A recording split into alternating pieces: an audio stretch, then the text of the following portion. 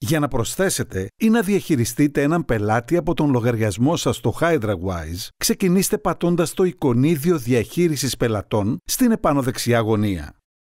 Πατήστε το «Προσθήκη πελάτη» από τις επιλογές στη σελίδα. Οι πελάτες μπορούν να προσθεθούν με ή χωρίς πρόσβαση στο λογισμικό HydraWise. Σε αυτό το παράδειγμα θα γίνει η ρύθμιση για έναν πελάτη με πρόσβαση στο HydraWise. Εισάγετε το όνομα και το επώνυμο του πελάτη. Προσθέστε τη διεύθυνση email που επιθυμεί για την εγγραφή του στο λογαριασμό. Η επιλογή «Αποστολή email εγγραφής» στον πελάτη θα πρέπει να παραμένει ενεργοποιημένη ώστε να λάβει ο πελάτης το email για να ξεκινήσει. Πατήστε το «Συνέχεια». Στη σελίδα ρυθμίσεων χρηστών μπορείτε να ορίσετε την πρόσβαση του πελάτη στον προγραμματισμό άρδευσης. Στην ενότητα των αδειών, οι πελάτες μπορούν να εκτελούν ζώνες και είτε να τροποποιούν είτε να βλέπουν τις διαμορφώσεις.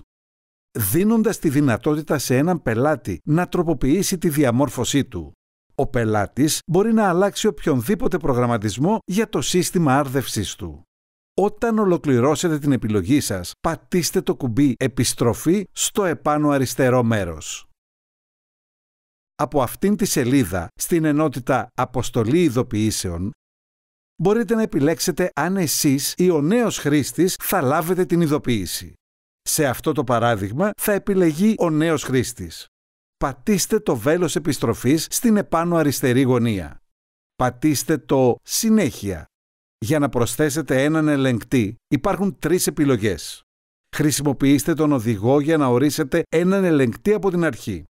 Μπορείτε επίσης να αντιγράψετε ένα πρόγραμμα από άλλον ελεγκτή ή μπορείτε να μετακινήσετε έναν ελεγκτή που είχατε προηγουμένως ορίσει από τον δικό σας λογαριασμό. Για να ορίσετε έναν ελεγκτή χωρίς προηγούμενο προγραμματισμό, πατήστε τον οδηγό. Στη συνέχεια, πατήστε το «Ας ξεκινήσουμε». Μπορείτε να πληκτρολογήσετε στο παρεχόμενο πεδίο το όνομα του ελεγκτή σας. Εξαιρετικές επιλογές για το όνομα του ελεγκτή είναι το όνομα του πελάτη ή θα μπορούσατε να χρησιμοποιήσετε το όνομα της οδού για να αναγνωρίσετε εύκολα έναν από τους πολλούς ελεγκτές ενός πελάτη. Πατήστε «Συνέχεια».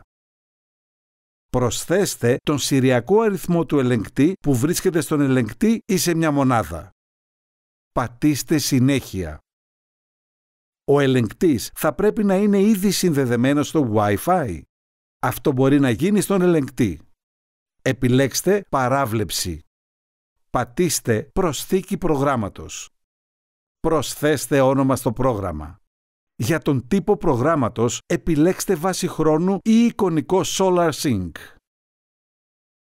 Μπορείτε να επιλέξετε ποιες ημέρες της εβδομάδας θα χρειάζεστε αυτό το πρόγραμμα για πότισμα πατώντας το πλαίσιο κάτω από τις ημέρες ποτίσματος ή να επιτρέψετε στο πρόγραμμα να ποτίζει κάθε μέρα.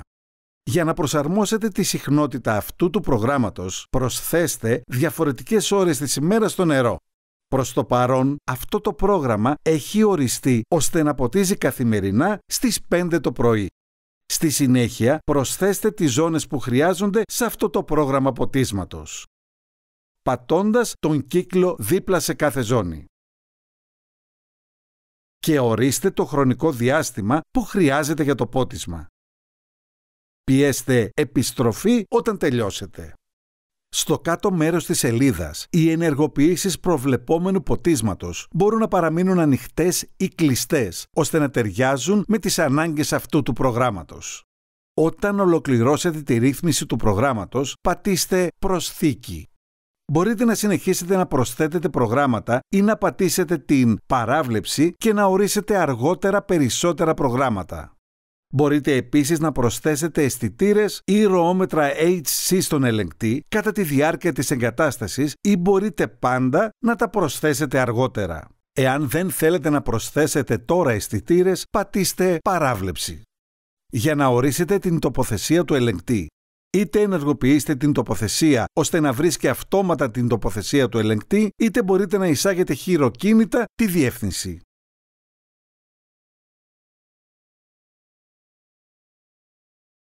Πατήστε «Συνέχεια» για να ολοκληρώσετε τη ρύθμιση για τον ελεγκτή του πελάτη.